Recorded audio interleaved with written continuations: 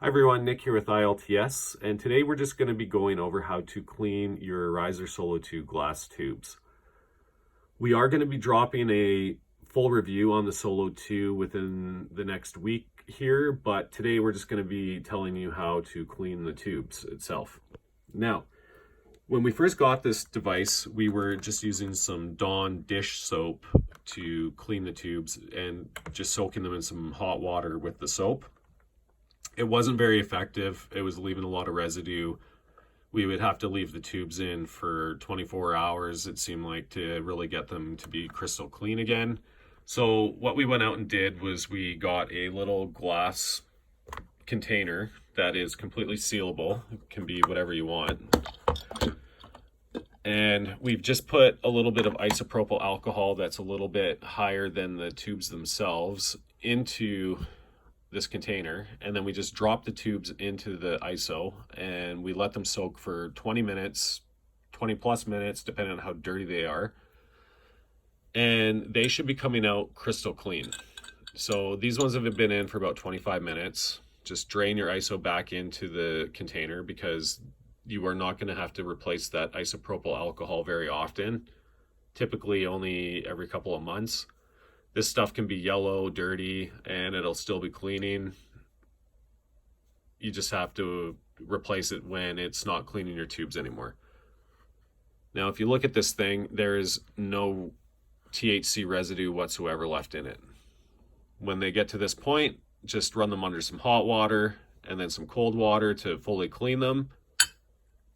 Put them onto this glass peg tray here and let them air dry for a couple hours. Now, when you put them into the isopropyl, you're going to get these air bubbles into the tubes. Just lift one end slightly. It'll completely draw out those bubbles. And your tubes will be fully soaking in isopropyl alcohol. Like I said, 20 plus minutes, depending on how dirty they are. We only use them one time. Drop them in here. Let them soak for 20 minutes, rinse them out with some hot water, then some cold water, shake them out a few times just to get out any excess water, and then let them air dry.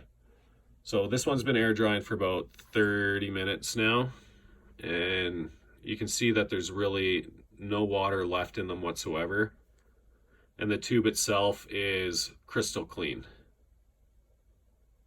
There is not a speck of any type of residue whatsoever on these tubes. And with using the isopropyl alcohol, you are basically sterilizing your tubes to hospital grade standards every time between uses. So you know that your tubes are going to be as clean as possible. They are going to give you the cleanest tasting vapes that you have ever had in your entire life. This vaporizer is absolutely incredible.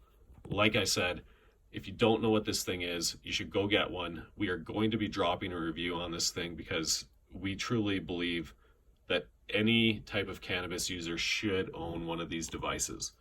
Now, with that being said, that's for another video.